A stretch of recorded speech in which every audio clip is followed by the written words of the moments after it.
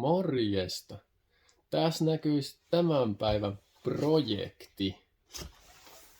No joo, eli joku näistä siivistä varmaan jo päätteli, että tässä on kyseessä tämmönen tuulivoimala, tuuligeneraattori vai millä nimellä näitä nyt sanotaankaan. Niin. Tosiaan tämmönen tuli tässä joku aika sitten mulle ja oho. Ja sitä lähteä tästä kasaamaan. Eli se on tämmönen melko painava möhkäle. Että justiin tätä yhdellä kädellä saa liikuteltua. 1000 wattia mukamas. Mä kyllä vahvasti 1000 wattia epäilen, mutta sehän nähdään, että miten hyvin tämmönen pelittää. Elikkä tämä oli oliko tää nyt tarjouksessa jotain reilu 200 euroa se oli. 200 ja 300, normi hinta oli 300 euroa eBaystä ja AliExpressistä näitä saa. Niin. Tämmösen päätin ottaa testi ihan vaan sen takia, kun mulla on jo aurinkopaneeleita mökillä, niin kokeillaan nyt tuulivoimaa nyt seuraavaksi sitten ja katsotaan tekeekö sillä mitään. Ja tämä on ihan niinku testi vaan, että jos tämä oikeasti toimii, niin mä hommaan tänne isomman sitten jossain vaiheessa. Mutta katsotaan nyt, mutta kasataan täällä, mennään asentamaan ja nähdään, että tekeekö tällä mitään. Tuuli tuolla ainakin on melkoinen tällä hetkellä, niin aatteisi, että sitä jotain voisi tulla pihallekin. Katsotaan eka nyt tämän paketin sisältö. Eli tässä on tää tuuligeneraattori. Tai itse tää päämyöpeli tässä. Sitten on nuo siivet ja Tämä tuli tuohon päähän, tämmönen valikka, metallinen, mihin ne siivet tulee kiinni. Ja sitten täällä on tämä, mikä tulee tuohon päälle sitten. Täällä on se säädin. Mä sitä kerkisin vilkaisemaan jo. Tommonen pikkunen.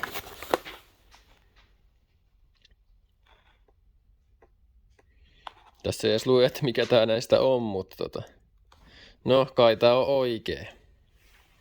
Toivotaan. Täällä on asennusohjetta. Tää ihan niinku tämmönen simppeli homma.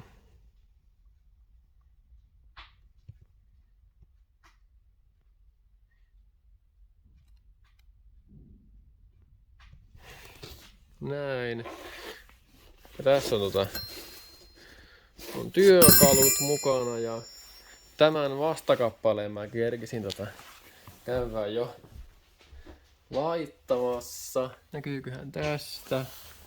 Se on tuolla. Tanko on pystyssä jo ja tuolla näkyy päästä. Näkyy se vastakappale. Vähän on vinos tuo tanko tuolla, mutta no.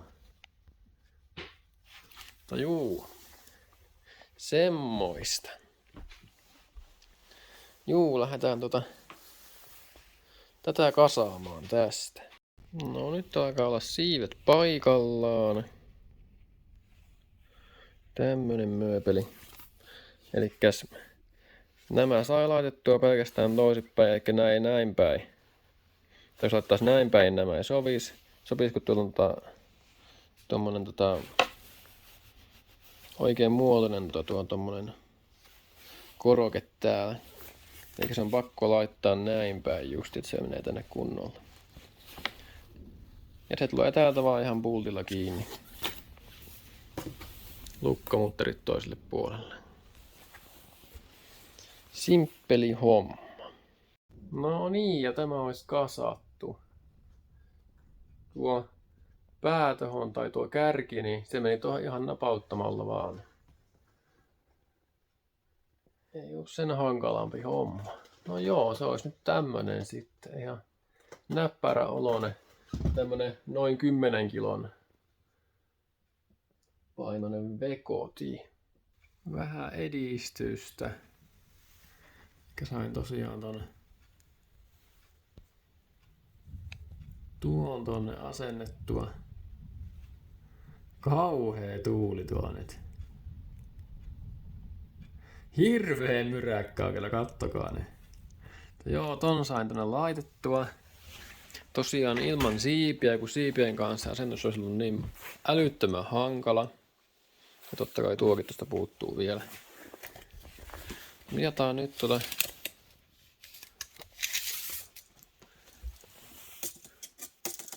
tää halkasia.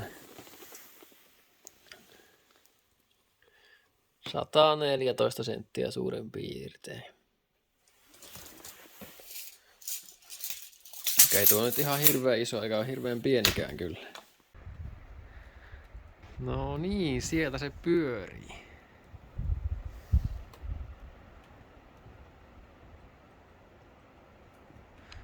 Jännän näköinen näin videolla.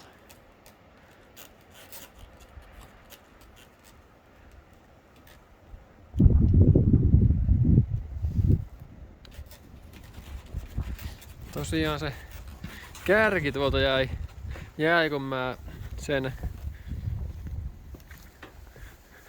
noitten siipien sen mutterin kiristin, niin otin kuusijokolla niin irti siitä, niin tuo lähti pyörimään ihan hullua vauhtia tuo värkki. Siis tuo näyttää videolta, että tuo ei pyörisi ollenkaan, mutta oikeesti tuo pyörii ihan hullua vauhtia. Aika jännä homma.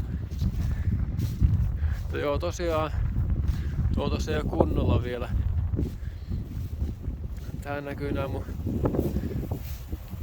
miten mä tänne askartelin. Käydään katsomassa. Aika pieni ääni tuossa on. Mä luulen, että se pitäisi aika kovaakin ääntä, mutta toinen pieni humina kuuluu. Mutta joo, tämä on siis aika korkea tämä. Ja tossa on tangos vielä reilu metrin nostovara, että saa metrin korkeammat on vielä, mutta mä en sitä uskalta säätää yhtään korkeammalla vielä, kun tuulee niin paljon, niin mä pelkäsin noita siipiä, ettei tuo vaan osu mihinkään. Vois sattua kovasti. Mutta joo, katsotaanpas. Elikkä mä tein tuohon alas tommosen tuen. Elikkä se estää sen, ettei se ei pysty näin päin täällä sitten heilumaan. Se oli pakko tehdä tommonen säätö, niin ihan pulteilla vaan kiristys. Siinä on tommonen liikutettava putki ja tossa näkyy ylhäällä tuo pultti ja sitten vaan kiristää. Ja tuolla ylhäällä sama homma, että mä tein tommosen alustan siihen ja hitsasin putken kiinni ja sitten pultti vaan ja tuo tanko oli ihan älyttömän järeitä tavaraa. Et se oli niinku, oliko ainevahvuus joku 4 milliä tai jotakin, niin voin kyllä sanoa, että ei jousta kyllä yhtään tuo tanko. Se paino niin tuo pelkkä tanko enemmän varmaan kuin tuo tuuligeneraattori. Aika jännä homma. Se mä laitan siihen vähän 2/4 ja lautaa tuohon lisää tueksi vielä, että ja laitoin 1 000 000 ruuvia, että ei pitäisi lähteä siitä mihinkään. Ja tosiaan johon mä vedin, niin kuin näkyy, mä vedin tätä johon jo. Elikkäs tuo nyt menee. Mulla oli yksi voimavirtajohto 10 metrin, mikä näkyy nyt niinku tässä. Ja se menee tohon asti. Ja tohon mä tein tommosen jatkoliitännän vaan. Surkea jatkoliitännän nopeasti, niin kuin näkyy. Eikä tuo voimavirtakaapeli 5 kertaa tai 5G 2.5 on tuo. Ja tämä on, mikä tästä lähtee, niin on 3G 1.5. Elikkä siis tuo, mikä tässä menee tonne ylös, se on 2,5-4 millistä. Ja tuo, mikä lähtee eteenpäin, niin se on 1,5-4 millistä. Ja mä kattelin, niin täällä pitäisi ainakin olla vähintään 2,5-4 millinen kaapeli koko tällä matkalla. Mutta ei ollut kaupassa tarpeeksi pitkää, kun tähän tarvitsi 45 metriä suurin piirtein. Niin tommonen 10 metrin pätkä mulla saattaa tässä olla vielä tuota 2.5. Niin mä sen nyt käytin ja sitten mä jatkoin vaan tällä 1.5. Tän pitää vaihtaa paksumpaan tästä. Jossain vaiheessa mä sen tein, kun ei. Mä vedin tän vaan tuonne kellariin nopsasti.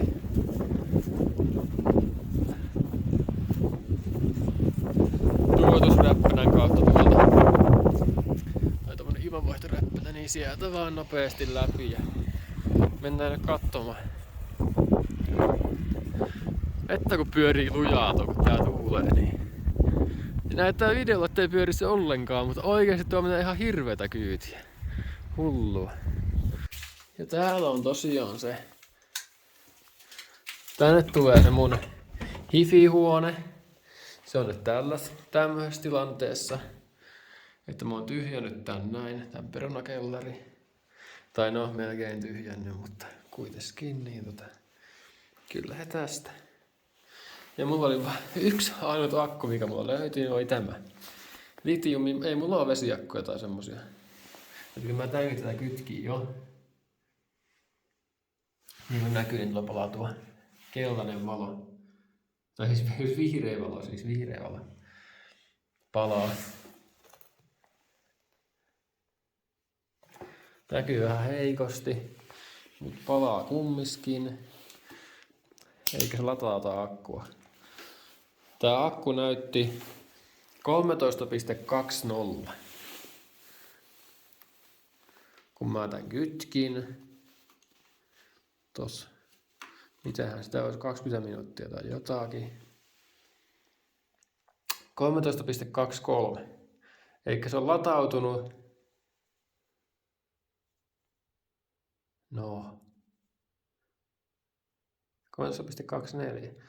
Eikä latautunut 0,04 volttia tai semmoista tänä aikana. Ja tää on 100 ampperitunnin tuo akku. Ei tää on se nyt vähän niin kuin latautunut. Mutta tämä kaapeli on mikä tässä nyt menee. Se on vaan sitä 1,54 millistä, tuo on liian pientä. Pitäisi olla vähintään 2,5. Jossakin, että pitäisi laittaa 6:stakin. 6,4 milliset olla noin.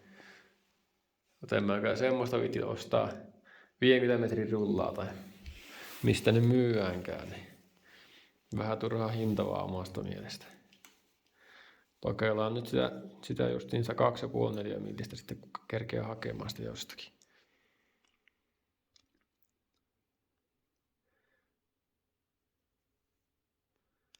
Mutta kyllä se latautuu niinku pikkuhiljaa. 13,25. Eli kyllä tää niinku toimii tämä systeemi ihan selkeästi.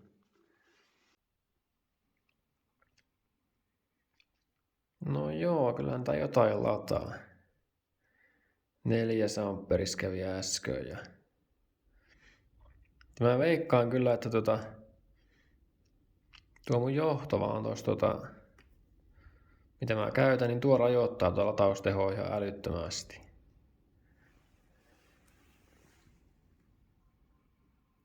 Kuusi amperia. No 6 amperia jotakin jo kumminkin. Ei se nyt ole ihan niinku onnetonta, mutta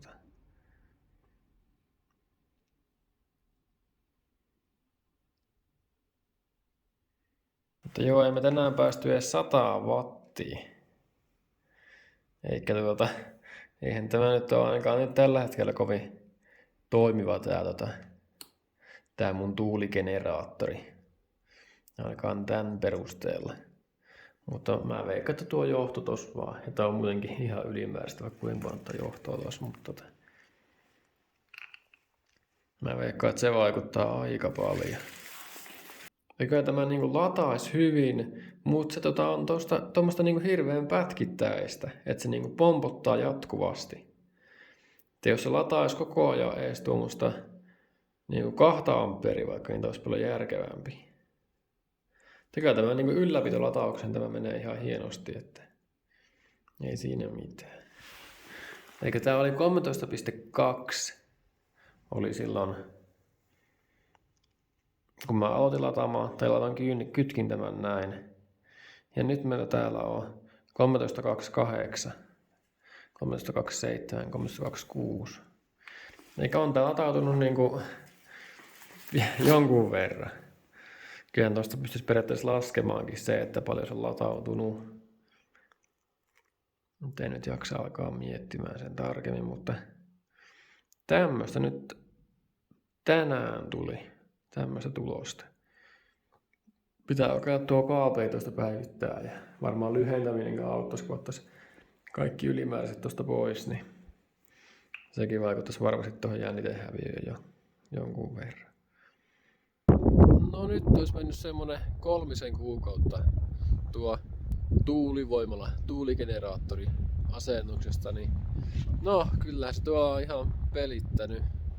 Kyllä tuollakin nyt pyörii.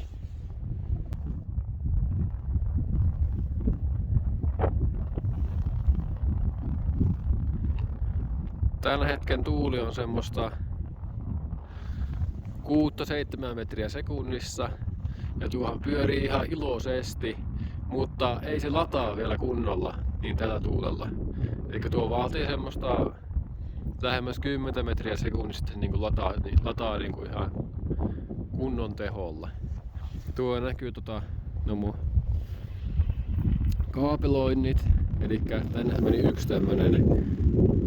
yksi tuommoinen 3G 1.5 meni vaan, niin mä päivitin sen 3 kappaleeseen, eli tuolla menee 3 vaihetta, tulee täältä näin, niin jokaiselle on nyt oma tuommoinen noin, niin saatiin triplattua se johtojen pinta-ala. Mutta mä en tiedä hyödyttikö se mitään. Elikkä ennen kuin mä tein tämän päivityksen, niin tämä latasi semmoista 7 amperia. Elikkä noin lähemmäs 100 wattia. Latas silloin, enkä mä sen kovempaa lukemaa on nähnyt edes sen jälkeen. Mutta mä kyllä vaihoin sinne uuden lataussäätimenkin. Koska mä ajattelin, että siinä toista on jotain vikaa, kun se latasi niin, tai se vaati niin kovan tuulen, että se latasi. Mutta kyllä tälläkin on ihan sama homma, että pitää tuulla semmoista 10 metriä sekunnissa. Nyt on tämän hetken tuuli, niinku puuskatto on semmoista 15 metriä sekunnissa. Silloinhan tämä lataa aivan loistavasti. En mä tiedä kuuluuko sinne, mutta aina kun kuuluu semmonen fuus tai semmonen ääni, niin silloin tämä lataa tosi hyvin tämä laite.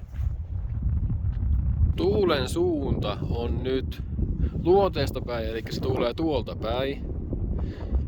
Pohjoisesta päin olisi ihan niinku optimaalinen. Tuonne päin on kuinka paljon matkaa, niin ja saa kerättyä tuuleen voima on huomattavasti lujempi, kun tulee tuolta päin. Mutta on tohonkin mettään niin kuin yli 100 metriä matkaa, ettei sekään huonosti ole. Ja kun se tänne katsoo jotain ympäri, että tästä näin,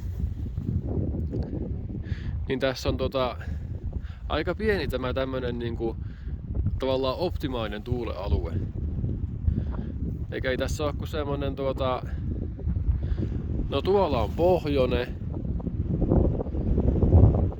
ja länsi on niinku tuolla.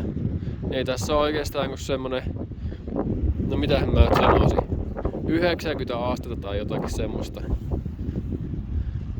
Ja milloin tuo oikeesti toimii niin kunnolla. Tai taisi on toki liikkuva vieläkin olla. Tuo laite tuo jollain, oiskohan tuo jossain, ei se ihan 10 metrissä, mutta jossain 8 varmaan. En muista, kyllä mä mittasin silloin joskus.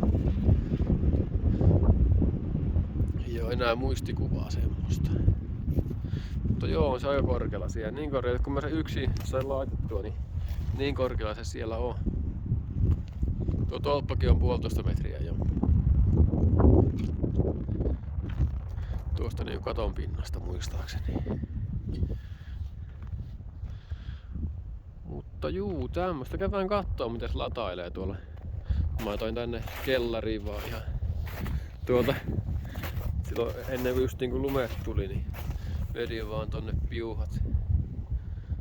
Mä oon käynyt viimeis kuukausia käynyt kattoo tän jännitteen, eli tässä on 5 tunnin saampperitunnin pari tämmöstä kennosarjaa. Ne on rinnan, eli tää on 200 ampperitunnin.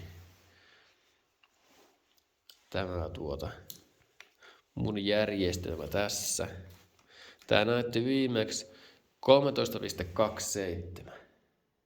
Noin kuukausi sitten. Nyt näyttää 13,39. Eikä tästä nyt saadaan niinku vähän selvyyttä, että minkä verran tämä latautuu. Niinku kuukaudessa esimerkiksi. 13,39, eli tähän on tullut semmonen 0,12 volttia lisää levojännitettä näille akuille. Mutta mä veikkaan, että sekin vaikuttaa, kun nämä on nyt niin kuin lähestulkoon täydet kumminkin nämä näin. Eli kun tässä näillä menee jännite niin kuin yli 13 puoleen, niin, tai näillä lepojännite nouse 13,5 jälkeen ollenkaan. Eikä jostain laskistuta tämän jännitteen jokin 12 volttia, niin mä veikkaan, että latautuu huomattavasti nopeammin nämä näin. Niin joo, mä en tätä en ole kattonutkaan pahemmin, että minkälainen tämä edes on, niin tässä näitä lukee, tää on 600 wattia. Ja tässä on joku boosti kanssia. 25 amperia max, eli se on varmaan 12 voltin jännitteellä.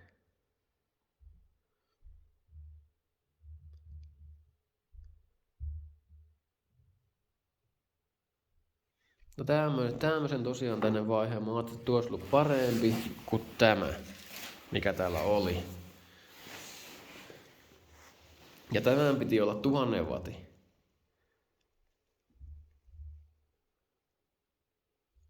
Hyvä, kun tähän ei ole merkattu, että mikä tää edes on näistä. Ja katso tän koko.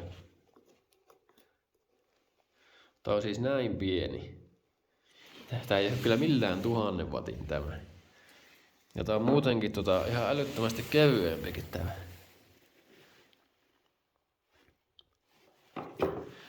Tää vanha säädin tosiaan. Tää uusi on huomattavasti raskaampi ja muutenkin paremman näköinen.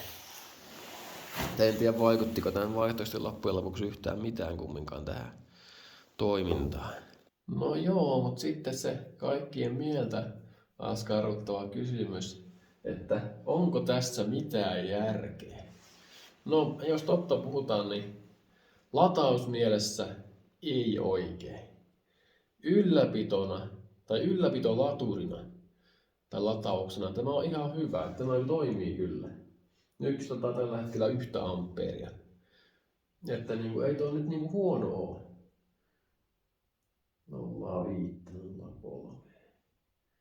Ei tuo nyt huono ole, mutta miten usein Suomessa tuulee tarpeeksi paljon, että tuo lataa järkevällä teholla?